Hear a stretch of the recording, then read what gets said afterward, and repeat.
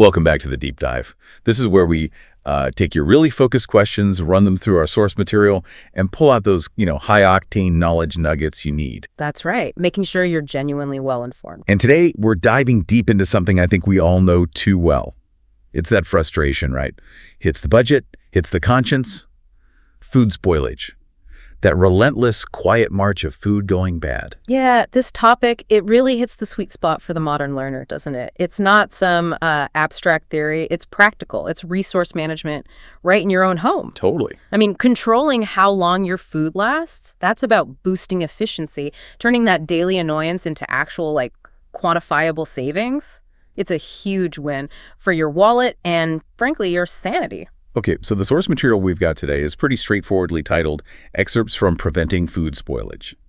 Simple enough, but the real driver, the specific question that came with this source that's our mission for this deep dive, it asks, and I quote, "How to stop food spoiling before I can use it all?" Ugh.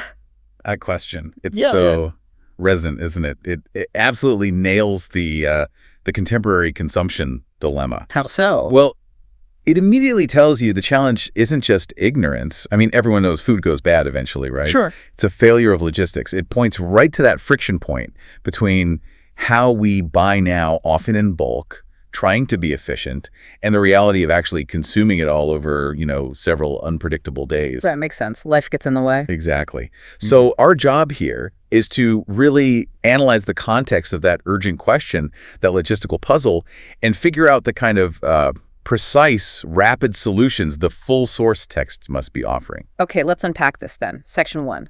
The urgency of before I can use it all. That phrase, it sounds simple, but like you said, it kind of defines everything here, doesn't it? It really does. This deep dive isn't about, the grand history of canning or industrial food preservation methods. No, not at all. It's about bridging that really small but absolutely critical gap from the moment the groceries land on your kitchen counter to the moment they hopefully end up on your plate. And that specific plea, before I can use it all, it highlights a very distinct kind of stress. It's almost a psychological pressure. Yeah. It's the stress of, say, the 48 to 72-hour window, that feeling when you realize those beautiful berries you bought in bulk are starting to get that little bit of fuzz, or that ambitious 3-pack of romaine lettuce is slowly turning into, green slime in the crisper drawer. Guilty. Definitely guilty of the lettuce swamp. We've all been there. It feels like this desperate, time-bound race against decomposition, and you constantly feel like you're losing, like you're always just a bit behind. I have to admit, I am that person who falls for the 3-for-2 deal on avocados. Yeah. Every time. Even though I know deep down that perfect ripeness window is maybe 2 hours long, and I will miss it. The avocado gamble. We optimize for the perceived saving at the supermarket, right? Right. But we totally forget to optimize the storage logistics back home. That is precisely the core disconnect. When the listener asks that question, it speaks volumes about how we shop and live now. How so? We buy in larger volumes. Because it feels efficient, it's often cheaper per unit, maybe it saves a trip to the store later in the week. Makes sense. But in doing that, we've basically outsourced the immediate logistical problem to ourselves. We've turned our kitchens into these mini warehouses. Never thought of it like that. A mini warehouse. Yeah, but unlike a professional warehouse, we usually lack the specific environmental controls, the specialized knowledge to manage that inventory density effectively. We just kind of stuff it in the fridge. So the source material, if it's useful, must be offering solutions tailored to that specific failure of logistics. It's probably not about the steak you plan to eat tonight going bad. Probably not, no. It's more likely about the big bag of spinach or the bulk buy of apples that spoils bit by bit over a week because we didn't handle it right on day one. Yeah, exactly right. That concern, before I can use it all, suggests a few common scenarios are likely at play for the listener. Okay, like what? First, they're probably using bulk purchasing as a budgeting strategy, which is smart, but it means they have to manage a larger volume of perishable stuff than might be immediately convenient. Right. More stuff, more risk. Second, they likely misunderstand or maybe just haven't learned the optimal storage needs for different kinds of food. These can be really counterintuitive sometimes. Example. Well, like putting certain topical fruits or vegetables in the fridge. We think fridge good for everything, right? Touch, yeah. But refrigeration can actually damage things like tomatoes or bananas. It causes something called chill damage, which accelerates decay in its own way. ruins the texture, the flavor. Wow, okay. Didn't know that was a thing, chill damage. And third, the listener probably needs techniques that are, scalable, things that fit into a busy lifestyle, quick wins. Right. When we talk about scalable and low friction, what does that rule out? We're probably not looking for 3-day meat curing processes or needing to buy a fancy dehydrator. Definitely not. We're eliminating anything that requires significant dedicated time or expensive specialized equipment. The ideal solution for this listener has to be high impact, but low effort. Okay. So what does that look like? It might involve, say, a 5-minute routine when you first get home with the groceries. Something simple like immediately separating fruits that produce ethylene gas. Ethylene, okay. Heard of that. Or making simple tweaks to manage humidity in the fridge drawers, or maybe quickly pre-freezing certain things you know you won't get to right away, things you can do almost on autopilot. Because if a preservation technique needs 3 hours of prep and special gear, it just doesn't solve the urgent implied problem in that question. Precisely. It fails the before I can use it all test. So the source text, we can infer, must focus on that immediate, targeted handling of food right when it arrives in the kitchen, turning the fridge or the counter from just a passive holding area into an active preservation zone. Yes. It's all about getting ahead of that decomposition curve right from the starting line. And that shift from passive storage to active preservation, that's the key. It's absolutely crucial. Think about that big bag of leafy greens you mentioned, the mixed salad, the kale. The goal isn't just to, delay the inevitable sliminess by a day or two. Right. It's to actually maintain the structural integrity, that crispness, the technical term, is turgor, for maybe a full week longer than if you just shoved the bag in the drawer. Okay, a week longer sounds good. How? Well, achieving that takes targeted, practical knowledge, which is exactly what a title like Preventing Food Spoilage promises to deliver. It implies actionable advice. It really sounds like the moment we walk back into the kitchen with those grocery bags, we sort of become food scientists, whether we realize it or not. You absolutely do. And probably the most common mistake is just assuming one size fits all storage. The fridge is the fridge, the counter is the counter. Yeah. But the source text, we can deduce, would emphasize that your kitchen isn't a monolith. It's actually a series of different microclimates. And each one is necessary for a specific type of food to have its best chance of surviving past its natural expiration date. Okay, so we've nailed down the urgency, the logistics behind the question. Now let's move to section 2.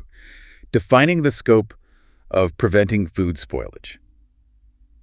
To fight this enemy, spoilage, we first need to really define what we're actually fighting. Right? Exactly. We need to know the opponent. So what does the absence of spoilage look like? And how deep would this source material likely go into the mechanisms behind it? Right. So the absence of spoilage basically means you're maintaining the food's quality, its edibility, and importantly, its nutrient retention for the longest possible time. Okay. Quality, edibility, nutrients. Got it. And a good source, the full material, would almost certainly break spoilage down into its 3 fundamental ways things go wrong.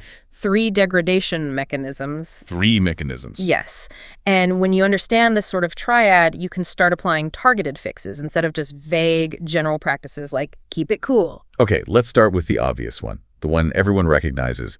The visually dramatic stuff, the fuzz, the slime, the bad smells. Right. That's the first mechanism, microbial growth. This is basically unwanted tiny organisms setting up shop, bacteria, yeasts, molds. Creepy crawlies. Pretty much. And this is the most critical area from a safety standpoint because it can involve pathogens, things that can actually make you sick, like Listeria, E. coli, Salmonella. It is serious stuff. Yeah. So prevention here focuses heavily on temperature control. The absolute core concept is the danger zone. Heard of that? Vaguely. Remind me. It's the temperature range between 40 degrees Fahrenheit and 140 degrees Fahrenheit. That's about 4 to 60 degrees Celsius. In this zone, bacteria can multiply incredibly fast, like doubling their population in as little as 20 minutes under ideal conditions. Wow. Okay, so keeping food out of that zone is priority number 1. Paramount. Cold things cold, hot things hot. Simple, but crucial. But what about the microbial spoilage that's maybe less dangerous, but still really frustrating? Like, mold on cheese. Or berries. You buy a whole punnet and 2 days later. Mold. Yeah, that's a different kind of beast within the microbial world. It's usually driven more by excess moisture and humidity. Right. And the key thing to understand about mold is when you see those fuzzy spots on the surface, The root system, called mycelium, has often already grown much deeper into the food than you can see. Oh, great. So just scraping it off isn't always enough. Not for everything. For soft, high-moisture foods like berries, yogurt, bread, once mold starts, the item is pretty much a loss. You should toss it. Okay. What about harder stuff, like a block of cheddar? For harder, denser foods like aged cheddar or hard salami or even firm vegetables like carrots, you can often salvage it. The standard advice is to cut away at least 1 inch around and below the visible mold spot, but you have to be generous with that cut. An inch? That's quite a lot. It is. And the source material would definitely stress removing any affected piece immediately to stop the spores spreading through contact to nearby food. Okay, so that's microbial growth, mainly about temperature and moisture. Got it. What's the second mechanism? The one that maybe ruins the food's quality, the flavor, the color before it gets unsafe or fuzzy? Right. That's the broad category of chemical changes. Primarily, we're talking about oxidation and enzymatic reactions. Oxidation, like rust on metal. Oh, yeah. But in food. Sort of, yeah. It's basically the food reacting with oxygen in the air. The most common example you'd recognize is fats going rancid. Ugh, yeah. That sharp, unpleasant smell from old cooking oil, or maybe nuts that have been open too long. Exactly. That's the breakdown of fatty acids because of oxygen exposure. Another really common one is enzymatic browning. Browning, like when you cut an apple or an avocado or potatoes and they start turning brown almost immediately? Yes. Happens so fast. Or with fresh herbs, too, sometimes. Precisely. That's enzymes within the food reacting with oxygen once the cells are cut open. Okay, so that's the kind of spoilage that makes you toss something. Not because it's dangerous, but just because the quality is totally gone. It looks unappetizing, tastes off. Exactly. And it's not just about aesthetics or flavor. This chemical degradation also means nutrient loss. Oh, really? Oh, yeah. Vitamins, especially vitamin C and some B vitamins, are very sensitive to light, heat, and air. So when you cut produce and expose it to air, you're not just losing visual appeal, you're actively degrading the nutritional value you bought it for in the first place. Oh, didn't really connect those dots. So what are the preventative solutions implied here for chemical changes? Well, it involves either removing the oxygen vacuum sealing or even submerging cut potatoes in water temporarily or using antioxidants to slow the reaction, like squeezing lemon juice, which is acidic, onto cut apples or avocado.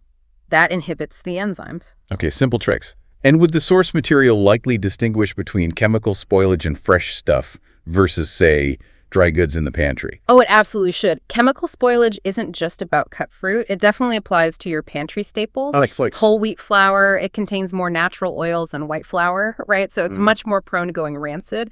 It really needs cooler storage, maybe even the fridge or freezer if you buy a lot. Interesting. What else? Same principle for things like olive oil. If you leave it out on the counter, exposed to light and heat, especially near the stove, it will oxidize much faster, losing flavor and potentially developing off notes. That's why the best advice is dark glass or metal containers stored away from heat sources. That's a really good point. Yeah. Okay, chemical changes covered. Now let's hit the third type of spoilage, which I think is maybe the most common frustration for people trying to eat more veggies: physical degradation. Ah, yes, physical degradation. This covers things like wilting, bruising, and just the general loss of texture or turgor. Turgor. Fancy word. What's that? Turgor is just the technical term for the internal water pressure inside plant cells. It's what keeps them rigid. It's what makes lettuce crisp, celery snap. Okay, so physical degradation is when it loses that, gets floppy. Exactly. Produce, even after it's harvested, continues to respire. It's still breathing, in a way. It takes in oxygen, releases carbon dioxide, heat, moisture, and crucially, a plant hormone called ethylene gas. Ah, ethylene again. You mentioned that before, the silent killer of freshness, you called it. It really can be. It's the ultimate accelerant for ripening and eventually for physical decay in many types of produce. How does it work? Well, ethylene itself is harmless to us, but it acts like a signaling molecule for many fruits and vegetables, telling them to ripen faster, soften up, break down cell walls. So, which ones are the culprits, the ethylene producers?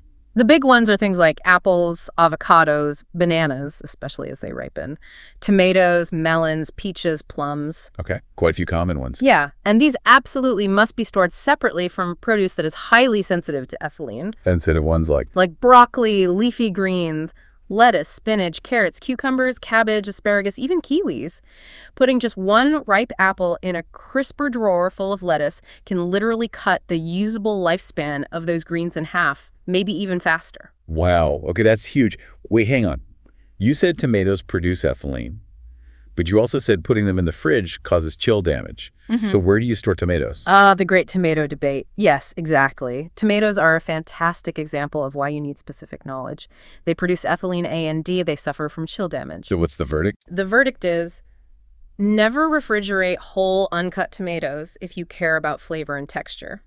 Storing them below about 50 degrees Hart or 10 degrees C permanently messes with the enzymes responsible for their taste and aroma. Permanently. Pretty much. The cell structure breaks down, you get that mealy, grainy texture, and they just taste dull, watery, lost their soul. Okay, so counter is better, even though they produce ethylene. Counter is generally better for flavor, yes. Keep them away from ethylene-sensitive things, obviously. If they start getting very ripe, you can then refrigerate them briefly to slow things down, or better yet, use them up quickly or process them, make sauce, roast them. And this chill damage applies to other things, too. Oh, yeah. Basil is a classic example. It turns black in the fridge. Avocados and bananas get that weird internal browning and just fail to ripen properly if chilled too early. Potatoes and sweet potatoes get textural changes. Onions get soft. Tropical fruits generally hate the cold. This is blowing my mind slightly. I thought fridge preserve everything. It's a common misconception. So this whole analysis, breaking down spoilage into microbial, chemical, and physical, it provides that essential link back to the listener's question. How so? Because understanding the type of spoilage you're most likely battling with a specific food is the absolute first step to finding the right practical solution. If you know your lettuce is wilting, that's physical degradation, moisture loss. The solution is about moisture retention. Right. If your cut apples are browning, that's chemical. Enzymatic, the solution involves acid or limiting air exposure. If your leftovers smell funky, that's microbial. The solution is strict temperature control and timely consumption. The problem dictates the technique. It lets you be targeted. High-efficiency intervention, like you said. Yeah. Which is exactly what a busy person needs. Precisely. It transforms the vague, overwhelming idea of food storage into specific, understandable, and manageable challenges. Okay, so we've fully mapped out the battlefield. Microbes, chemicals, physical decay. Now we can transition smoothly into Section 3. The anticipation of practical solutions. This has to be the real meat of it, right? Because the listener is explicitly asking for actionable how-to knowledge. They want the answer to, how do I stop this before I have to throw it out? Absolutely. This is where the rubber meets the road. The source material, if it's genuinely useful for this query, must provide clear strategies for intervention.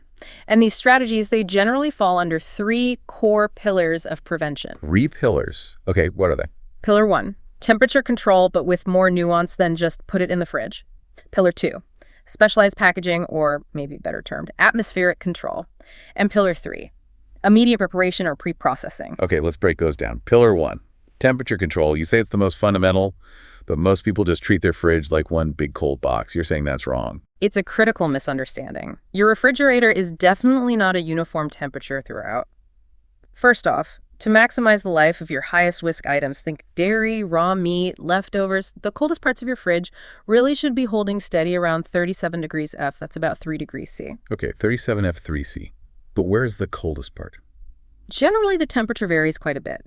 The back of the bottom shelf is usually the coldest zone. That makes it the ideal spot for raw meats, poultry, fish, things you absolutely want to keep as cold as possible without freezing.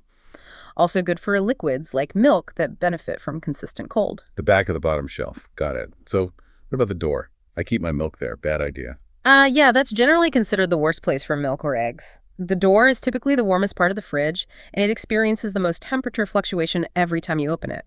So the door should really only be for things that are less perishable, more stable condiments, pickles, bottled water, maybe soda, things that can handle those temperature swings. Definitely not milk, eggs, or anything high risk.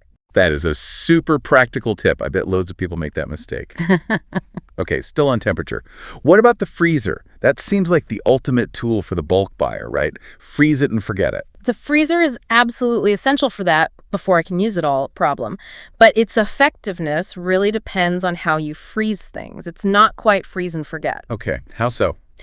The source material would almost certainly stress 2 things: rapid freezing and minimizing air exposure. Why rapid freezing? Because it creates smaller ice crystals within the food. Smaller ice crystals. Why does that matter? Smaller crystals cause less damage to the cell structure of the food. That means when you thaw it, the texture will be much better preserved. Less mushiness, less wateriness. Oh, okay. So how do you freeze rapidly? Just shove it in. Well, don't overcrowd the freezer all at once, as that raises the temperature. Spread things out initially if possible. And importantly, use proper packaging. Airtight, freezer-specific containers or bags are key. Remove as much air as possible, push it out of bags, or better yet, use a vacuum sealer if you have one. Air is the enemy in the freezer too. It leads to freezer burn. Freezer burn, that dry, discolored, icy stuff. Exactly. That's basically surface dehydration caused by air exposure. So airtight packaging, label and date everything clearly. And, crucially for the bulk buyer, pre-portion things before freezing. Pre-portioning, Like, if you buy a big package of chicken breasts or ground meat, divide it into meal-sized portions before you freeze it. Same for soups, stews, even baked goods. Freeze them in the amounts you'll actually use later. Why is that so important? Because it allows you to completely halt the spoilage clock on that bulk purchase right away, before any degradation starts. And it avoids having to thaw a giant block of something just to use a small part, then refreezing the rest, which is bad for quality and safety. Okay, that makes total sense. But let's be real. The busy listener gets home at 8 p.m., long day. What's the absolute minimum they can do regarding temperature for, say, fresh chicken or fish if they just don't have the energy to portion and wrap perfectly right then? The bare minimum. Get it out of the shopping bag and into the coldest part of the fridge immediately. Bottom shelf towards the back. That buys you a little time. Okay. But if you know you realistically won't cook it within, say, 48 hours max, then freezing really needs to be prioritized, even if it's just a quick, maybe less than perfect wrap in some freezer paper or a Ziploc bag. Just get it frozen. Why the urgency if it's already cold? Because the faster you drop the temperature below freezing, the lower the microbial load will be when you eventually thaw it. The risk with delaying freezing, even in the fridge, is that you might be freezing bacteria that have already started multiplying in those first hours. You're basically pausing them, not killing them. Right. Freeze your problems, don't let them grow first. Exactly. Okay, what about dry goods? Pantry stuff. We talked about rancidity being a chemical issue.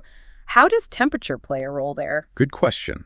Does it matter much? For dry goods, the key is usually consistency. Avoid temperature swings, but generally cooler is better. The main enemies in the pantry are usually heat and light, and sometimes humidity. So keep flour, spices, brown rice, cool and dark. Yep. Store them in a cool, dark place with a relatively stable temperature. And like we touched on earlier, if you buy expensive whole grain flours, nuts, or seeds in bulk things with higher oil content, they actually benefit significantly from being stored in the fridge or freezer to prevent that chemical rancidity, even though they seem dry. So the freezer isn't just for meat and veggies. Not at all. It's a great tool for preserving the quality of those oil-rich dry goods. Your pantry shouldn't just be a random cupboard. Ideally, it should be relatively cool and definitely not get blasted with heat from the oven or direct sunlight. Okay, that's pillar 1. Temperature. Covered pretty thoroughly. Let's pivot to pillar 2. Specialized packaging and atmospheric control. This sounds like it targets the oxidation and the physical breakdown, the wilting, the browning, right? Precisely. This is where we move beyond just general refrigeration and start thinking about creating targeted microclimates for specific foods. Microclimates. Sounds complicated. What are the easy wins here? The low friction techniques? Well, probably the most accessible technique is simply controlling humidity and air exposure better. Take those leafy greens again, or fresh herbs like cilantro or parsley. They wilt mainly because they lose moisture through respiration, right? Yeah, they dry out. So the simplest fix is often the bouquet method. Trim the stems slightly, stand them upright in a glass or jar with a little water in the bottom, just like flowers. Okay. Then cover the leafy tops loosely with a plastic bag, even the one they came in. Or better, a reusable silicone bag or a purpose-made herb keeper. And put the whole setup in the fridge. So the stems get water and the leaves are covered. Exactly. The stems stay hydrated, and the bag creates a sort of high humidity, low airflow environment around the leaves, dramatically slowing down water loss and wilting.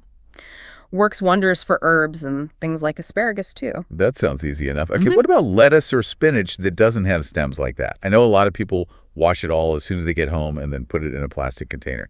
Is washing immediately? Is that a common mistake? Oh, it is a critical, very common mistake for many things. Why? Seems efficient to have it ready to go. Because excess water sitting on the surface of delicate produce, especially leafy greens or berries, is basically an open invitation for mold and bacterial slime to take hold. Water is life, right? Including for microbes. Ah, okay. So what's the rule? The first rule for extending the life of most fresh produce is do not wash it until immediately before you plan to use it. Got it. No pre-washing. Now, if you must wash it ahead of time, maybe to get rid of sand or dirt, then you absolutely must try it thoroughly afterwards. Really thoroughly. A salad spinner is honestly a worthwhile investment just for this. It makes a huge difference in longevity. Okay, wash only if needed, then spin it super dry. Then what? Then, the best way to store those dried leaves is often wrap loosely in dry paper towels.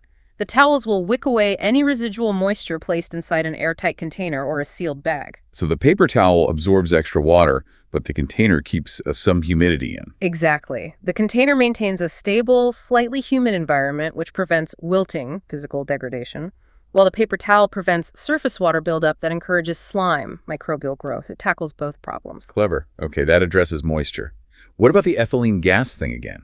We buy in bulk. We probably have apples and bananas hanging around near our sensitive greens in the fridge. How do we manage that? Ethylene management requires strict segregation. It's non-negotiable if you want things to last. The source material should definitely emphasize designating specific zones. Zones, like have one drawer in your fridge or one area on your counter specifically for the high ethylene producers. Apples, ripe bananas, melons, peaches, plums, avocados, tomatoes. Keep that ripening crew together. Okay, the ripening crew. I like that. And then keep them physically separate from the items that are highly ethylene sensitive. Broccoli, carrots, cucumbers, cabbage, leafy greens, kiwis, peppers. That's the stay fresh crew. So just putting them on different shelves isn't always enough. Often not, no, because the gas can circulate. Ideally, they should be in separate closed drawers in the fridge if they both need chilling.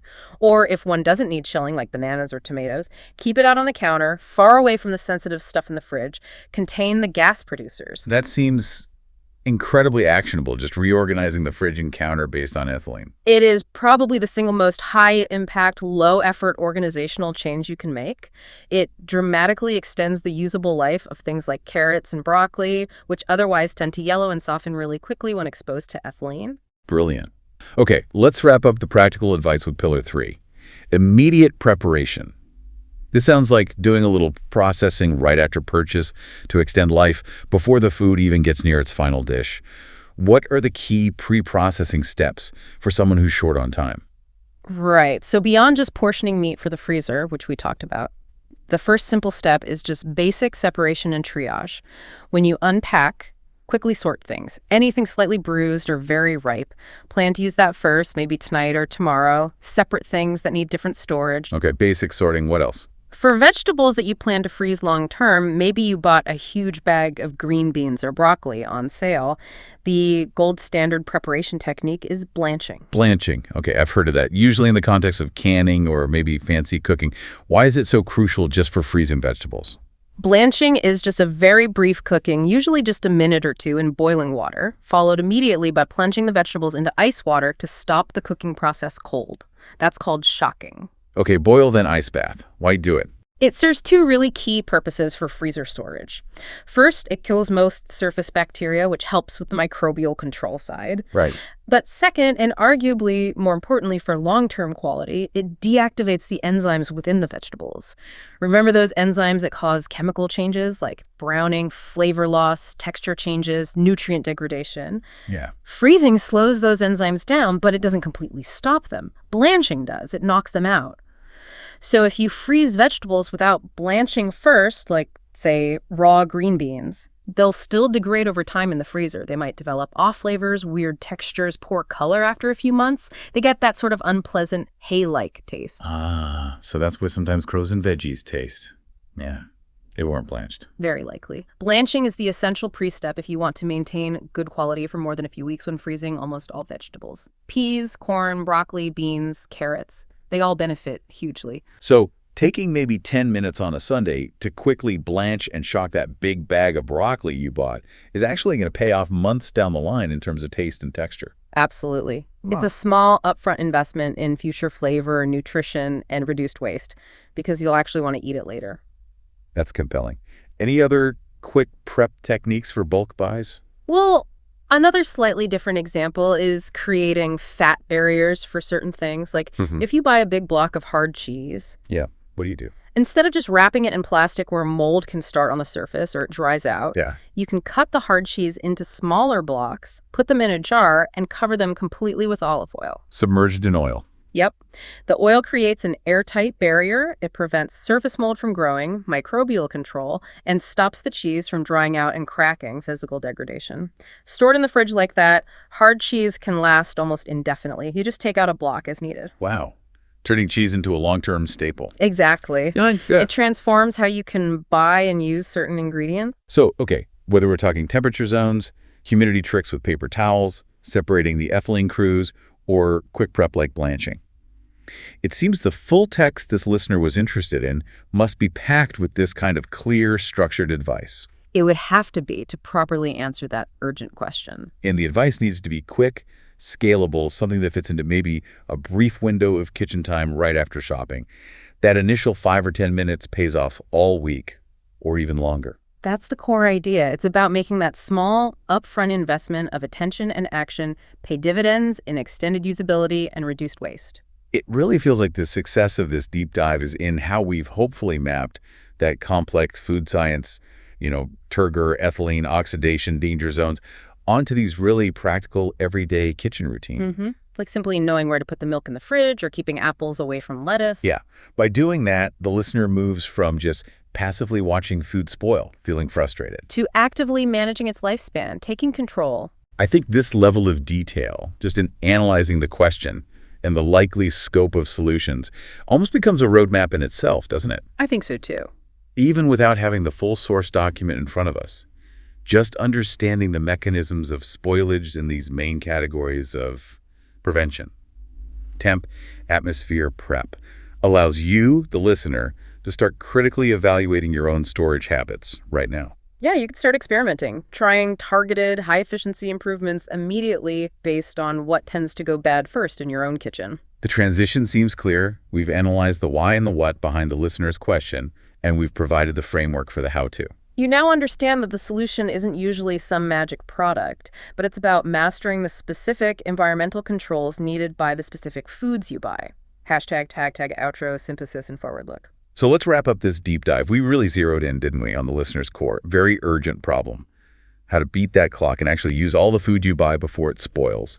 And we identified that urgency wasn't just about waste, but it was rooted in a logistical challenge, that collision between modern bulk shopping habits and our busy, often unpredictable daily lives. Right. And we established that really preventing spoilage means fighting on 3 fronts simultaneously. Exactly. A unified defense against 1, microbial growth, which is managed mainly by temperature and good hygiene. 2, chemical changes like oxidation and enzymatic action, managed by controlling air exposure, maybe using antioxidants, or techniques like blanching. And 3, physical deterioration, the wilting, the softening, managed by controlling humidity and, crucially, segregating those ethylene producers. Yeah, got to keep the ripening crew in check. And by detailing those 3 pillars of intervention, temperature control, atmospheric management, and immediate preparation, we've hopefully provided a clear framework, a way to turn simple kitchen routines into powerful acts of preservation. Satisfying that demand for practical, actionable knowledge. And like you said earlier, this isn't just about personal convenience or saving a few quid here and there, is it? Not at all. We're really validating the importance of the listener's question. Wanting to prevent food spoilage, that's actually a fundamental act of resource efficiency. It's about sustainability right there in your own fridge. Which leads us to, well, here's where it gets really interesting maybe. A final thought for you, the listener, to mull over as we sign off. Something building directly on this whole topic of preventing food spoilage. Okay. Imagine this. If the average consumer, like globally, could successfully implement just enough of these simple preventative measures to halt spoilage for just 1 extra day. Yeah. Just 24 hours more usability across all their perishable items, especially produce. 1 extra day. Okay. What do you think the immediate economic and environmental impact of that single collective 24-hour extension would be on a global scale. Wow. Yeah, that shifts the perspective entirely, doesn't it? Right. Because mastering these seemingly small, practical details of food storage in your own kitchen, it stops being just a household chore. It becomes this incredibly powerful lever.